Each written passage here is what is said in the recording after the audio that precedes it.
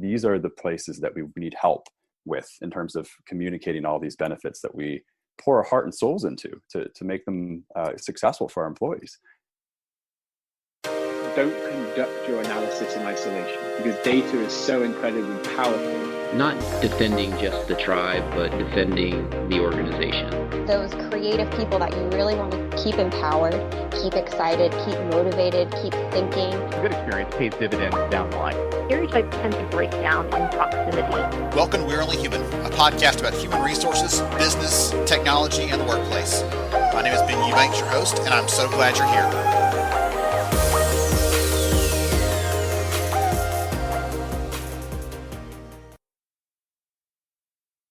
Hey everyone, it's Ben Eubanks, host of We're Only Human. I'm really glad to have you here. It's going to be a good conversation today. And I'm going to go ahead and tell you, heads up, by the way, at the end of this year, just like pretty much every year, open enrollment's going to happen. Even though it feels like this is the strangest year we've ever seen, those things that make the business go are still going to have to continue happening. And so when I was talking to the team about the conversation we're going to have today, that was one of the things that kept popping in my head is we have to do these things, even if the workplace looks different, even if some things are different and the environment has changed and the variables are up in the air. We don't know what's going to happen. Some of those things still have to happen. And so I'm excited to have a conversation today about partially open enrollment, partially about benefits, partially about whatever else we can kind of cram into our time together. So to join me for the conversation, I have Jesse Albro. Jesse is over with the team at Flimp, and I'm really excited to have him join me. So welcome, Jesse. Thanks, Ben. Great to be on the show. Really appreciate it. Absolutely. So before we dive into some of the nerdy stuff, as I like to call it, tell the audience a little about who you are and what you do. Yeah, you bet. My name's Jesse. I'm the director of biz dev over here at Flimp Communications. I work with teams and really helping to drive employee engagement and education while hopefully saving HR teams a lot of time and money in the process. So when you're not running that show day to day, what do you like to do? I'm kind of an outdoorsy guy. I've lived in Colorado. My wife and I live up in Burlington, Vermont now. I grew up in New England, so we always kind of had our sights set on living up here. So I'm a big skier, love to hike, camp, that sort of thing. And when I'm not doing that, I like to dabble with video. That's really my passion and actually the core of my background. So I come from a long line of just photographers, and so I really like that sort of thing. And anything creative is just really my side hobby. So anytime I can do anything along those lines, I'll always try to jump on it. Okay, wonderful. I love to hear that. The outdoor thing appeals to me so much, and that's always been my bent too. And this year I've been nursing a knee injury for like 6 months, and so I haven't been able to do that. And so I'm like, I'll go walk outside, but that doesn't look the same to me as going out and getting a good sweat on. So I'm living vicariously through your adventure, skiing, everything else. I'm glad to hear someone else having fun and enjoying it. So, as much as you can in 2020, yes. any excuse to get out of the house is good by me. So yes. Yes, absolutely. So I gave the audience a little bit of a heads up, a preview about what we want to cover today. Your team does a lot of work with companies, and you gave a little snippet of it earlier. I'd love for you to dig a little deeper into what Flimp does so the audience understands that more practically. But we talked about, or I gave the preview of open enrollment. This stuff is coming. This is going to happen again. And it's like, hey, heads up, Christmas is in December this year, surprise. But in the midst of everything else, I talked to someone the other day, and she had that moment like, oh yeah, that's still going to happen, even though everything else feels like it's on a tipping off the rails. And so I wanted to talk to you a little bit about that, because I know that's one of the things that Flimp specializes in. It's what the team does really well. It's what the customers love about the work you guys do. So let's talk about open enrollment and really looking at that from a marketing perspective, right? Before we get into this year and how things are kind of crazy and changing, let's talk about what it looks like for a normal year, if you don't mind. Like, tell me what that looks like from a customer perspective, what the experience is like for the employees, things like that. Yeah, absolutely. Well, open enrollment is definitely one of those things where, like exactly like you said, Ben, it's on the calendar every year, and it always really tends to sneak up on you. So traditionally, the way it's really occurred with from our perspective, working with all of our different clients, is that it's always going to vary from group to group. And so one of the things that we like to focus on is really trying to help alleviate some of those bottlenecks when it comes to effectively communicating all of the hard work that HR is doing out to their employees. And so, in order to accomplish that, you have to have a really robust set of tools at your disposal. So what we like to do is really listen to each one of our unique clients around this time of year, especially, and kind of figure out what are some of the key pain points that you're trying to communicate out to employees this year. What are some key changes that are coming down the pipeline that you feel employees should really know about? And so traditionally, before 2020, it's definitely never been a one size fits all approach, but it's always going to be focused around the general topic of OE and making sure that we can really figure out, okay, this is what your communication objectives are. Here's what your budget is. Here's what we can do to help out, and really make sure we're able to streamline that process and try to take as much of that work off of HR's plate as possible. I'm having some like cold sweats and flashbacks to the days of open enrollment, where I'm sending the world's longest email about the most complex topic that I have to talk to our employees about. And I'm thinking, if they read this, they're not going to understand it. And if they, they'll probably skim right over it, and then they'll come to me after I've sent the third notice and ask, hey, why are my benefits like still on hold? It's just a pain to have to deal with those things. And so I love the fact that, like you said, let's make this easy. Let's just take this off your plate if we can. Let's try to simplify this. And in addition to that, you said no one's one size fits all, but at the same time, you get the chance to see dozens and dozens and dozens of companies and what's working for them. And so you can blend those things over, I'd imagine. I don't know what words in your mouth, but I'd imagine you can blend those things over. Like, this is really working well this year because of this scenario or this industry, this format, this media, whatever it might be, to allow them to get the benefits of being able to see those other companies and what they're doing. Yeah, absolutely. And it's a great position to be in, because we work with all different types of companies, all different sizes, all different industries. And, the common thread across all of those is that exactly like you said, Ben, it really boils down to, you have all these great benefits that you offer, but there's always going to be that issue of trying to make it accessible for employees. And so that's always going to be a consistent theme for everybody. The variables are really going to come down to that employee's population, that employer's company culture. What are some of the things that they want to instill in their benefits communications beyond the actual benefits themselves? And so being in a position that I'm in, it's great, and just really to be able to look at what the team is currently doing and say, okay, what's working right now? What's working within your current infrastructure, and are you seeing a lot of questions in specific areas? And then having a medium like video to fall back on and say, let's really focus on this one pain point that you seem to get a lot of questions around, and let's put together a piece that's going to be short and sweet that really addresses that particular topic and that particular question, and make it as digestible for that employee as possible, so we can cut down on the amount of questions that are coming to HR, and really not only help that employee understand what's available to him or her, but also give them a sense of comfort, with all the benefits that are being offered to them, and also use that as an opportunity to reflect their organization's culture and really, drive engagement and education at the same time. So it's great. And I've learned so much at the 7 years I've been with Flimp about things I never even would have imagined. But, for example, how certain industries within manufacturing are set up, and how they typically communicate with clients versus folks that are more, maybe in a technology field that have employees that are in front of a computer, and it's a little bit easier to reach them through email. So, the overall overarching theme of open enrollment has traditionally been that, but as I mentioned, you have to be able to really adapt to what a particular team's needs are, and be able to say, yes, we can do that, and here's what that could look like, and here's how it's going to work, and most importantly, here's what your anticipated engagement results are going to be if you go down this road. As you were saying that, I'm thinking those kind of concepts, those ideas, thinking, hey, what are the top 3 questions you're getting every year? Let's address those up front. Some of those things are things that a marketer would think about. Right? That's the way that they operate. They're trying to answer the questions before the customers have to ask them. Yep. But we don't always do that as HR professionals, as HR leaders. We don't think in those sort of terms. Like, well, if they got a question, they'll come ask me.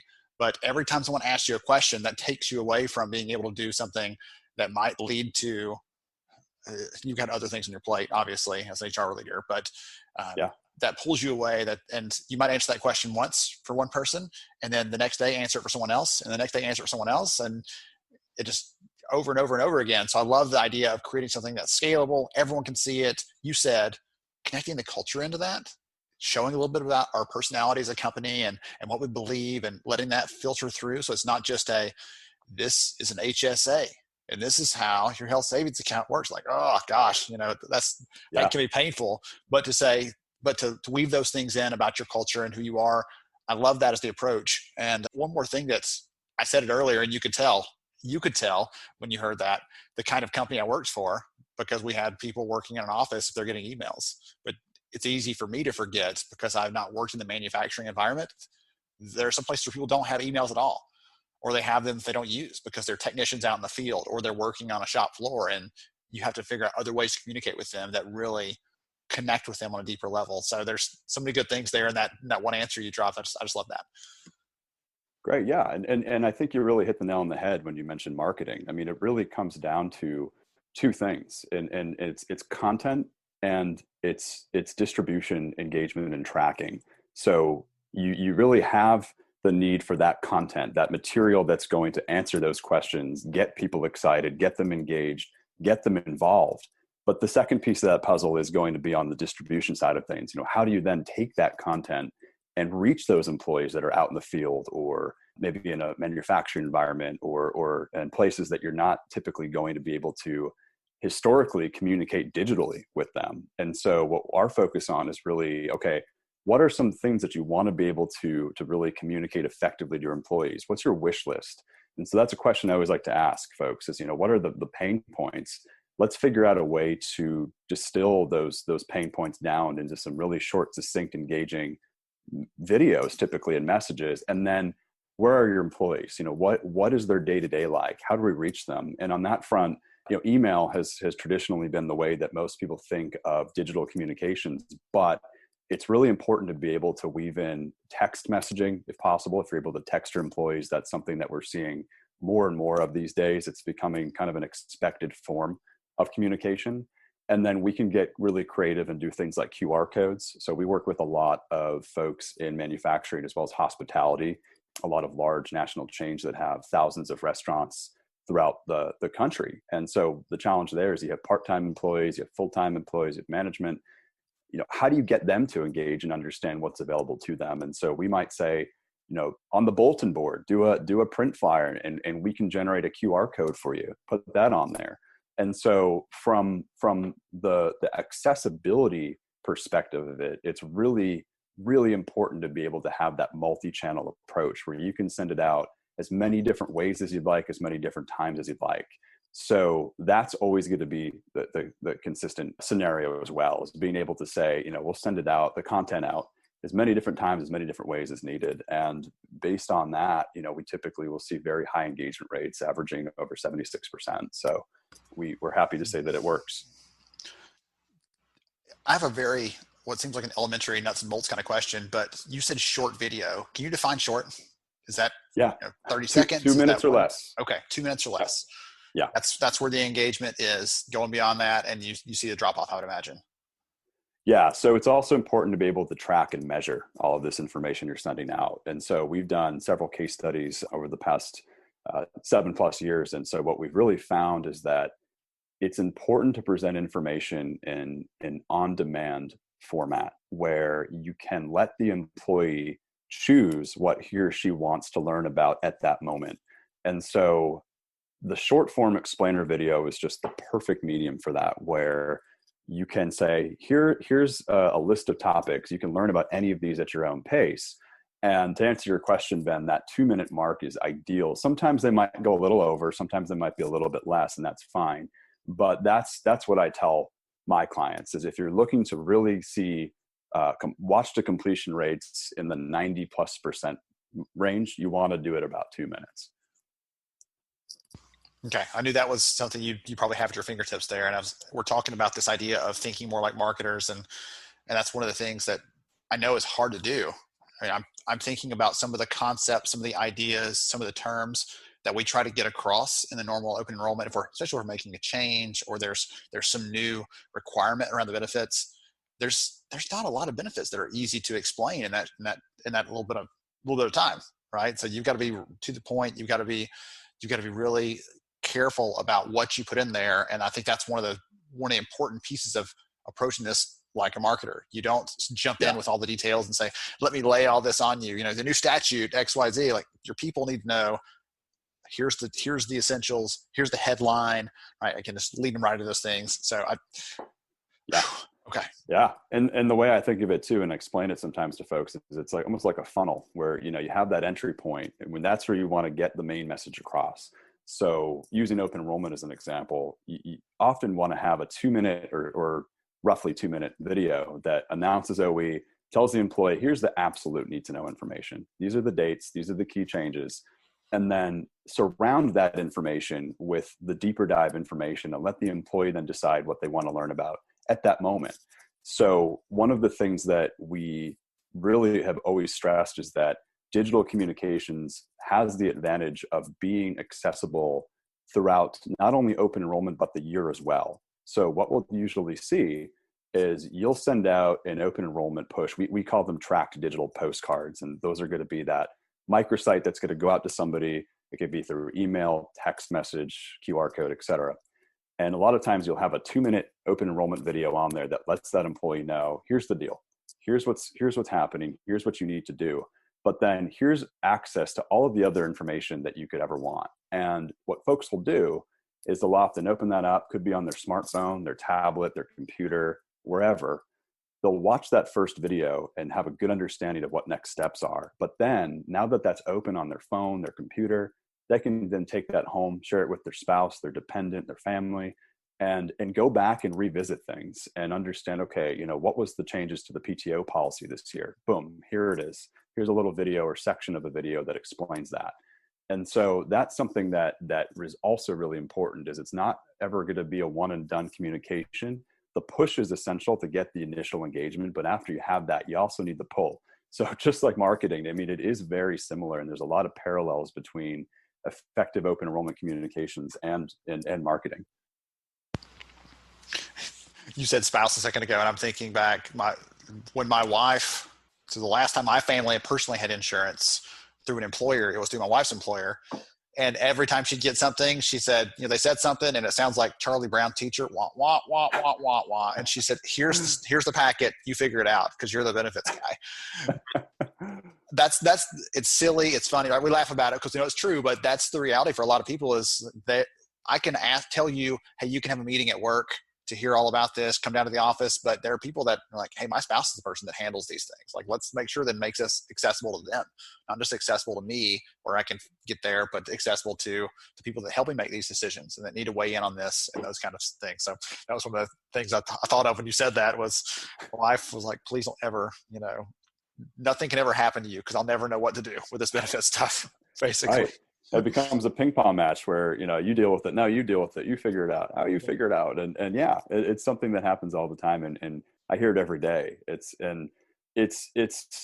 unfortunate, but yet in some ways understandable, because the benefits, I mean, they're so essential. They're so important. I mean, Ben, you know how much work goes into putting together all of these comprehensive packages and options for employees. And that's always the biggest stopgap is like, okay, now that you have all this put together and you finally finalize everything, it's ready to go. How do you make it digestible to somebody who doesn't know anything about benefits whatsoever? And how do you not only show them the options, but also emphasize the importance behind it and the care that is also associated with these topics? And so that's really the pain point that is our mission, to really be able to go out and solve things and also bring things into a digital light where, you know, things have traditionally been held in person even before, you know, COVID. It's like now a question of, all right, how do we take these things that have been happening in person now, unfortunately, you know, by force with everything that's going on this year, bring them online and make them accessible, make that transition smooth. So I had actually meant to ask you a little bit ago about what was going to happen in the past, and then ask you about what was going to happen in the future. I wanted to kind of connect those two things, and I got all hung up in the nuts and bolts and all the exciting pieces of how that works. But I'd love for you to put on your forecaster hat for a second and think about what's next. What is this coming year going to look like, or even the years beyond this? Because my sense is what the research is showing, that companies are making changes now, not just for the foreseeable future, but for, long term in some cases, about how they're going to bring people to the workplace, things like that. I know that doesn't affect everyone, but I'm curious, how is what's happening in the world going to change what open enrollment looks like going forward? Yeah, no, it's a great question. And what we're really seeing is that the trend, even before COVID, has been towards on-demand digital communication. And 2020 has just accelerated that process for a lot of folks and really forced a lot of people to start thinking about, okay, how can we now reach a workforce that was all under the same roof and is now potentially dispersed throughout the country in all different types of locations. And so really what we've been seeing initially just this year when it comes to open enrollment in the new reality of living in a pandemic, it's historically, as I mentioned, open enrollment was always the key focus, but now we're starting to see other topics and other types of communication needs be added on top of that. So give you an example, returning to the workplace safely. How do we communicate our not only open enrollment, but our onboarding as well? How are we going to send out information to new employees that are working remote? And this is something that, we've been doing and helping folks with out a lot over the past 7+ years, but now it's all kind of happening during open enrollment season in addition to the typical OE communications.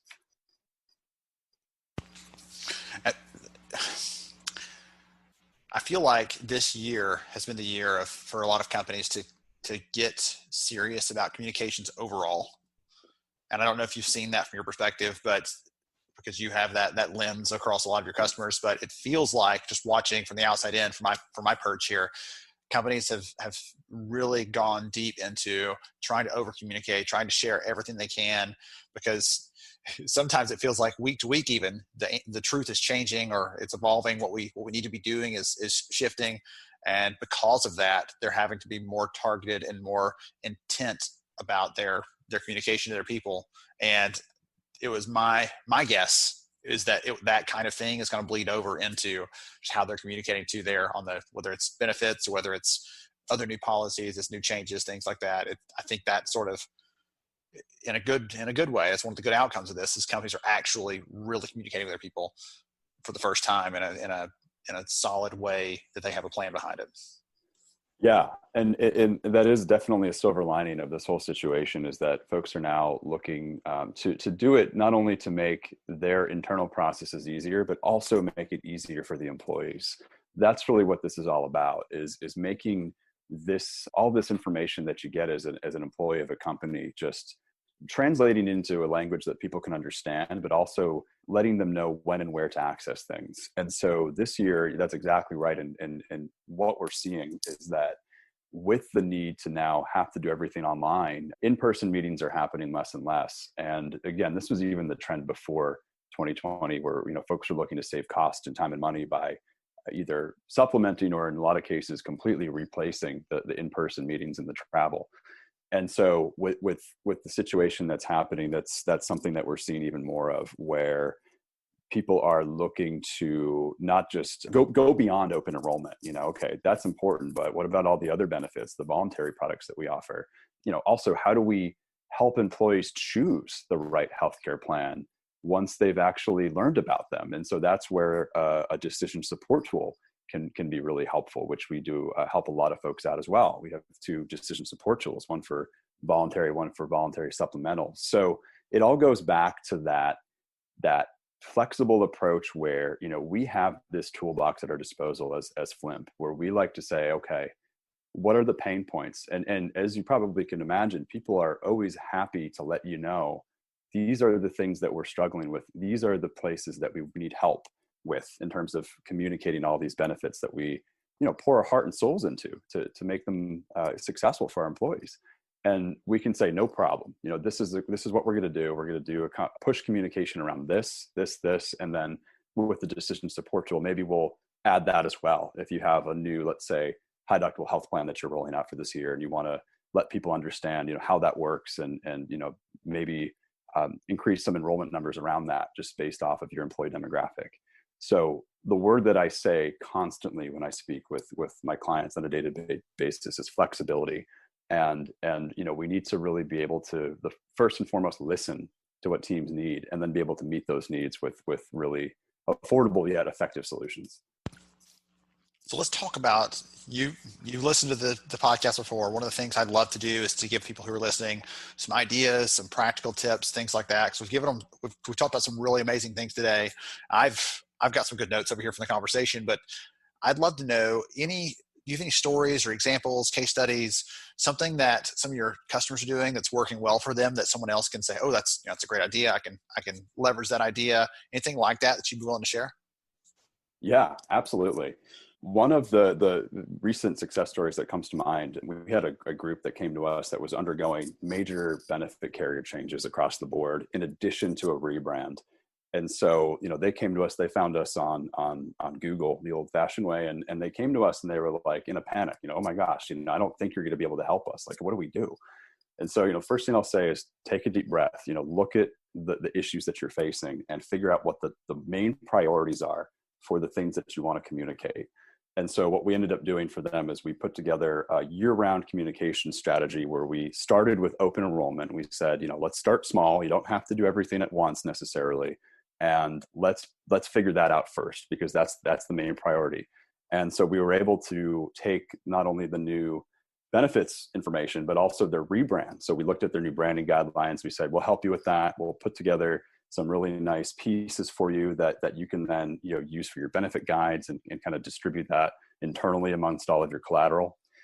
And then we started with that, pushed that out. They saw high engagement rates, and we said, all right, what's next? What can we do next to make this transition as easy as possible? So it's really about, think of the list of topics that you are struggling with or having a lot of questions surrounding, and prioritize that list. Okay, where do we start with that, and how can we effectively get the ball rolling as soon as possible to help nip some of these problems in the bud, really, and get the word out fast. And so with this team, we were actually happy to see that their engagement results were very, very high. Employees responded very positively to it. And even with all of the major benefit carrier changes and the rebrand, they actually had the fewest amount of questions directed towards HR that they've ever had. And so we were just thrilled to hear that. And the client was obviously very happy as well, as were the employees. But that overall kind of approach is something that we see a lot of, where, it's always going to be different, but it's all about the needs and then prioritizing that need and figuring out where to start. And that's something that we are always happy to help folks with. One of the things you mentioned there were things like engagement, responsiveness, the number of questions coming in. Are those some of the key metrics that you look for when you're trying to figure out whether a campaign was successful, or you're trying to back into, okay, what could we have done differently to lead to a better result? Are those some of the key metrics you look at, or are there others? Yeah, there's a bunch of metrics that we look at. The number one is going to be the response rates. So we can go in and we provide our clients with really detailed tracking and reporting, both for our video content, our platform hosted digital postcards, employee resource portals, microsites, as well as our decision support. And so the first metric that we'll look at for all of those is going to be, what was the response rate? Like what was the action that employees took? And that tells us that they had a good understanding of what to do next. And looking at that metric, we can usually get a good sense of the number of questions that were directed towards HR in terms of that employee now understood what to do, and they did that. The other thing that we'll look at is with all of these communications, we'll always recommend as a best practice that we have a resource on there that an employee can click or tap that will go directly to HR. And so we can tell you exactly how many people clicked or tapped that. So you'll have a good finite number of, okay, 40 people asked a question this year as opposed to last year where we, received more. So there's a lot of metrics that are going to really be dependent on the communication that's going out, but it's important to be able to track all of it. So we do a lot of chaptered videos, to give you an example. And so that chaptered video might be a video version of a benefits guide or a training module that somebody wants to do. And when you have that, a good performance indicator is, okay, let's look and see what people are clicking on. What are they watching within that video? And that can tell you what some of the topics are that employees are most interested in. And then every time, it's funny, it's always the topic that people least expect, where they're like, I didn't realize so many people were interested in learning more about, our PPO or high deductible plan. Let's use that data to put together some, additional resources around that, or maybe put together an additional video down the road that kind of gets into more detail on that particular topic. I love that. I'm a data geek, you know that. And so thinking about the numbers, thinking about having those insights, when I was sitting in the seat doing those kinds of communications around benefits and everything else for the business, I didn't have those tools at my disposal. And so I'm always looking at that lens of, would this have made my job easier? Would this have helped me to be more effective in my role? And I'm thinking, man, goodness, that would have been awesome. Awesome to have some of those kinds of things in my fingertips. So if someone's listening to this, they're interested in just chatting with you, want to connect with the team, want to learn more about what you're doing or who else you're serving, what's the best way to get in touch? Sure. You can visit our website, flimp.net, and right on there's a little resource where you can send yourself a digital postcard, see what it looks like, or get in touch with somebody like myself. And I'm telling people, I know open enrollment's creeping up, but there's still plenty of time to get something ready to go, and we're happy to help. Wonderful. Jesse, this has been so much fun. I wasn't kidding earlier. I've been making notes the whole time, got some good ideas out of this, some good tips and suggestions I actually am going to pass on to a couple of friends in the benefits space. I really appreciate you spending some time with us today. Likewise, Ben. Really appreciate you having me on, and love the show. Really Awesome. Appreciate it.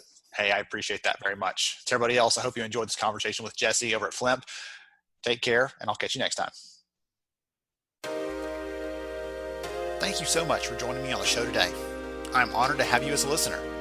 If you enjoyed this episode, please take 10 seconds to rate it at iTunes, Stitcher, or wherever you listen to your podcast.